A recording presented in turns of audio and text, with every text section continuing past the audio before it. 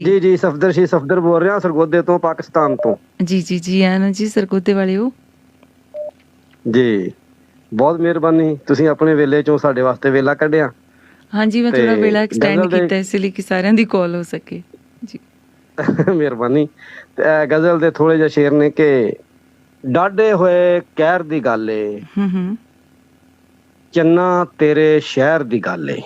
ਆਹਾ ਡਾਢੇ ਹੋਏ ਕਹਿਰ ਦੀ ਗੱਲ ਏ, ਡਾਢੇ ਹੋਏ ਕਹਿਰ ਦੀ ਗੱਲ ਏ, ਚੰਨਾ ਤੇਰੇ ਸ਼ਹਿਰ ਦੀ ਗੱਲ ਏ। ਡਿੱਗ ਡਿੱਗ ਪੈਂਦਾ ਵੇਖਿਆ ਲੋਕਾਂ, ਇਹ ਤੇ ਸ਼ਿਕਰ ਦੁਪਹਿਰ ਦੀ ਗੱਲ ਏ। ਵਾਹ। ਡਿੱਗ ਡਿੱਗ ਪੈਂਦਾ ਵੇਖਿਆ ਲੋਕਾਂ, ਇਹ ਤੇ ਸ਼ਿਕਰ ਦੁਪਹਿਰ ਦੀ ਗੱਲ ਏ।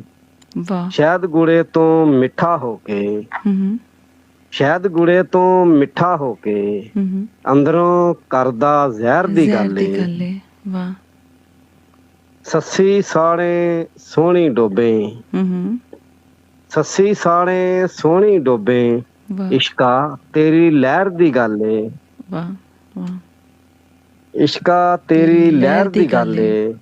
ਉਹਦਾ ਜ਼ਿਕਰ ਵਜ਼ੀਫਾ ਦਿਲ ਦਾ, ਉਹਦਾ ਜ਼ਿਕਰ ਵਜ਼ੀਫਾ ਦਿਲ ਦਾ, ਇਹ ਤੇ ਅੱਠੋਂ ਪਹਿਰ ਦੀ ਗੱਲ ਏ। ਸ਼ਾਇਰ ਸੋਹਣੇ ਸ਼ੇਰ ਅਲੀਕਣ, ਸ਼ਾਇਰ ਸੋਹਣੇ ਸ਼ੇਰ ਅਲੀਕਣ, ਸਾਰੀ ਹੁੰਦੀ ਬਹਿਰ ਦੀ ਗੱਲ ਏ। ਕਿਆ ਬਾਤ। ਤੈਨੂੰ ਬਹੁਤ ਸ਼ੁਕਰੀਆ। ਸ਼ਾਇਰ ਸੋਹਣੇ ਸ਼ੇਰ ਅਲੀਕਣ, ਸਾਰੀ ਹੁੰਦੀ ਬਹਿਰ ਦੀ ਗੱਲ ਏ। ਤੈਨੂੰ ਭੁੱਲੇ ਮਰ ਜਾਏ ਸਫਦਰ, ਤੈਨੂੰ ਭੁੱਲੇ ਮਰ ਜਾਏ ਸਫਦਰ, ਇੱਥੇ ਆ ਕੇ ਠਹਿਰ ਦੀ ਗੱਲ ਏ। ਡਾਢੇ ਹੋਏ ਕਹਿਰ ਦੀ ਗੱਲ ਏ, ਚੰਨਾ ਤੇਰੇ ਸ਼ਹਿਰ ਦੀ ਗੱਲ ਏ।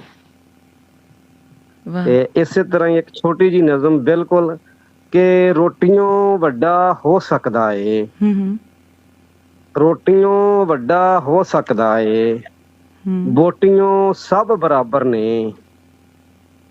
ਰੋਟੀਓਂ ਵੱਡਾ ਹੋ ਸਕਦਾ ਏ, ਬੋਟੀਓਂ ਸਭ ਬਰਾਬਰ ਨੇ।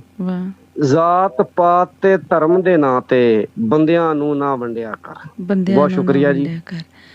ਜੀ ਜ਼ਾਤ ਪਾਤ ਤੇ ਧਰਮ ਦੇ ਨਾਂ ਤੇ ਬੰਦਿਆਂ ਨੂੰ ਨਾ ਵੰਡਿਆ। ਕਿਆ ਬਾਤ ਜੀ, ਬਹੁਤ ਖੂਬ ਸਫਦਰ ਸਾਹਿਬ, ਬਹੁਤ ਮਿਹਰਬਾਨੀ ਇਸ ਆਪਣੇ ਕਲਾਮ ਨੂੰ ਪ੍ਰੋਗਰਾਮ ਦੀ ਸ਼ਾਨ ਵਧਾਉਣ ਵਾਸਤੇ ਵਰਤਣ ਲਈ, ਇੱਥੇ ਆਉਣ ਲਈ ਤੇ ਸ਼ਮੂਲੀਅਤ ਕਰਨ ਦੇ ਲਈ।